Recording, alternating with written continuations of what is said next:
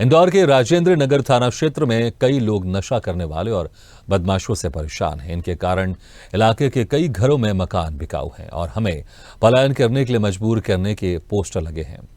स्थानीय लोगों का आरोप है कि पुलिस से शिकायत करने के बावजूद कोई कार्रवाई नहीं की जा रही है। मुख्यमंत्री शिवराज सिंह चौहान ने गुरुवार को इंदौर जिले की कानून व्यवस्था की बैठक बुलाई। बैठक में मुख्यमंत्री ने गुंडे बदमाशों और असामाजिक तत्वों पर कड़ी कार्रवाई करने के निर्देश दिए।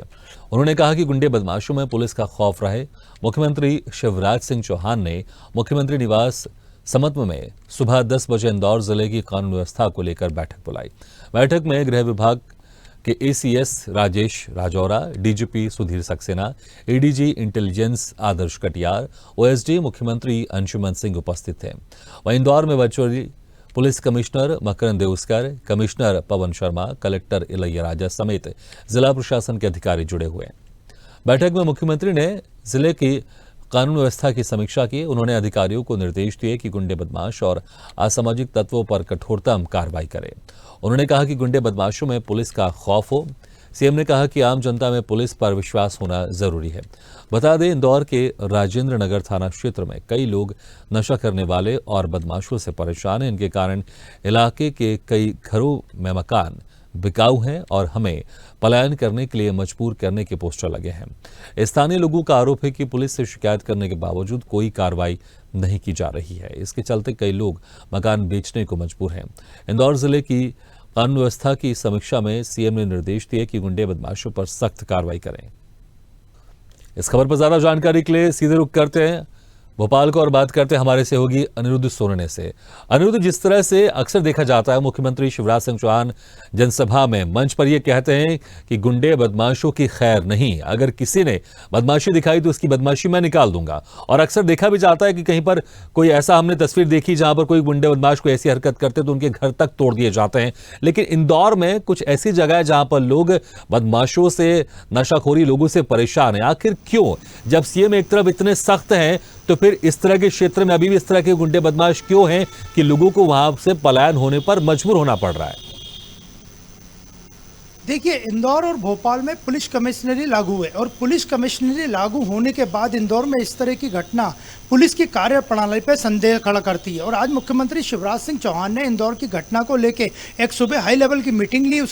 उनके साथ डीजीपी सुधीर सक्सेना मौजूद थे और आला अधिकारी मौजूद थे। इंदौर की घटना पे अगर मुख्यमंत्री को भोपाल में बैठक लेनी पड़ती है तो ये पुलिस की कार्य प्रणाली को पूरी तरह से कानून व्यवस्था की स्थिति को संदेह के घेरे में खड़ा करता है। और जहाँ तक बात करें इस मामले की, तो ये इंदौर के ट्रेजर टाउन के आसपास के इलाके का मामला है। यहाँ पे विस्थापित एक बस्ती है, उसमें 300 से ज़्यादा लोग रहते हैं। वहीं पे ये घर बने हुए हैं और घरों के बाहर बोर्ड लगा दिए गए कि मेरा घर बिका हुआ। जब इस बारे में लोगों से पूछा गया तो उन्होंने यही कहा कि यहाँ पे शाम होते होते 4 बजे के बाद से वहाँ असामाजिक तत्वों का डेरा लग जाता है और खासकर वहाँ ड्रग्स आदि बिकता है और शराब पी के लोग हुड़दंग मचाते हैं। यहाँ तक कि वहाँ पे जो कॉलोनी में ये जो इलाका है उसमें जो सीसीटीवी वगैरह लगे वो भी पूरे उन लोगों ने तोड़ दिया, असामाजिक तत्वों ने।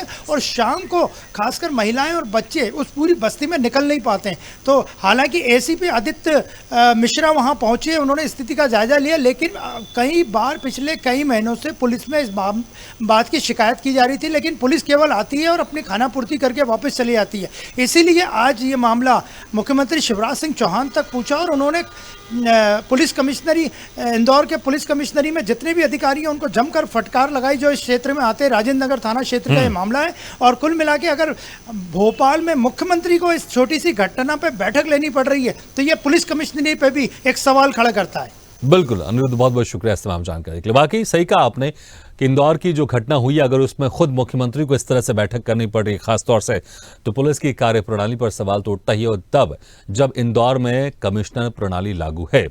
इस खबर पर और ज्यादा जानकारी के लिए हम बात करते हैं इंदौर से स्वदेश न्यूज के ब्यूरो चीफ चेतन ठाकुर से।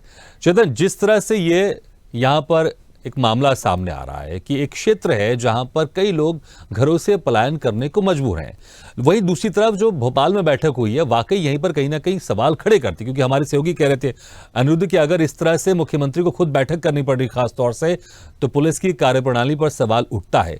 कितने लंबे समय से वहां के रहवासी इस तरह से परेशान हैं और जो बदमाश हैं, जो नशाखोर लोग हैं, उनके कारण वो मजबूर होकर वहां से पलायन कर रहे हैं? जी भागीरथ, ये बड़ा सवाल है। जिस तरीके से बता दें कि पुलिस प्रणाली जो इंदौर की, वह कहीं ना कहीं अब ढीला रवैया उनका देखने को मिल रहा है, जिसके चलते बदमाशों के जो हौसले काफी बुलंद हो चुके हैं। बता दो, यह जो मामला आया है राजेंद्र नगर थाना क्षेत्र की एक टाउनशिप है EWS।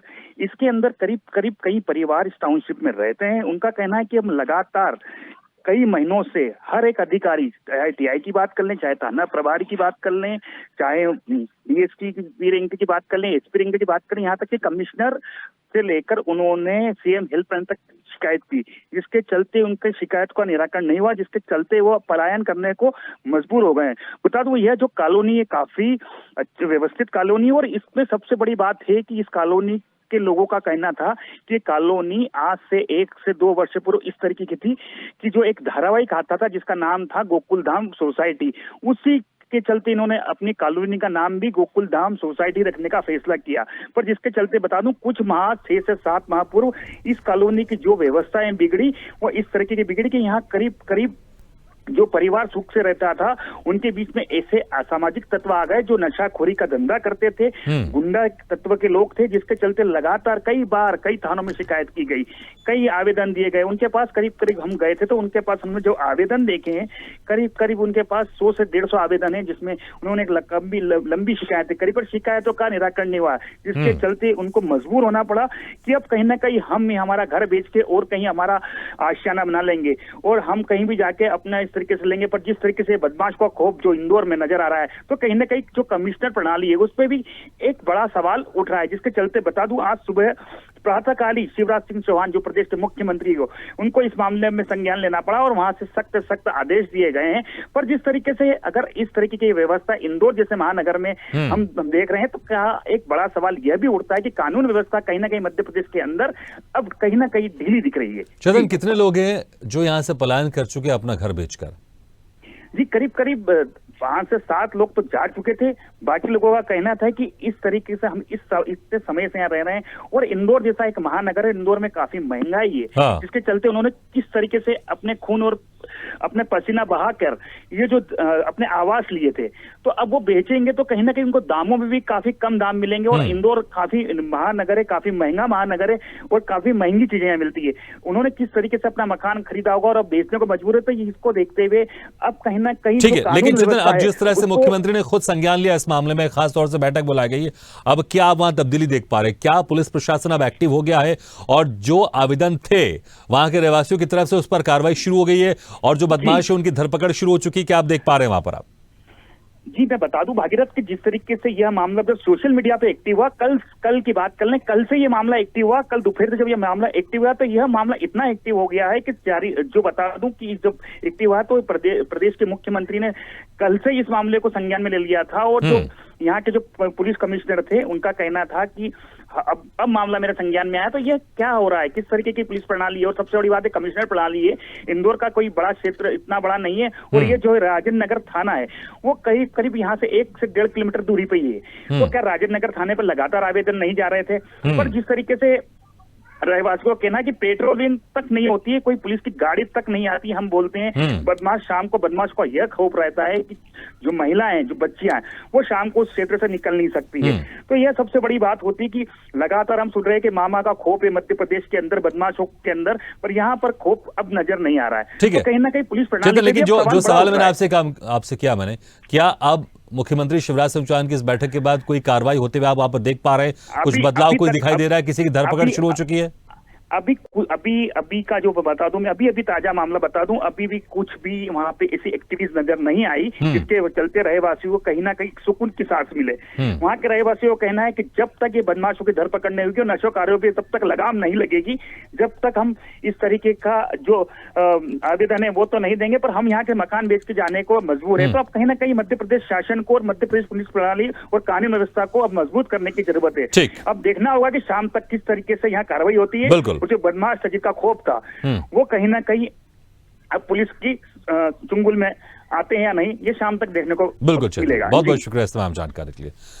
तो जिस तरह से वाकई एक जब पुलिस कमिश्नर का प्रणाली है इंदौर में और एक एरिया जहां पर कई लंबे समय से वहां के रहवासी थाने में जाकर आवेदन दे रहे हैं कि वहां पर नशाखोरी के जो लोग आते हैं, बदमाश के कारण उनको रहना वहां दुश्वार हो रहा है और वो पलायन करने को मजबूर हैं। बावजूद इसके पुलिस प्रशासन की तरफ से कुछ नहीं किया जाता और आखिरकार मुख्यमंत्री को खुद संज्ञान लेना होता है। अब देखना होगा कि इस मीटिंग के बाद, इस बैठक के बाद किस तरह से उन बदमाशों की धरपकड़ होती है और वहां के रहवासी सुकून से रह पाते हैं।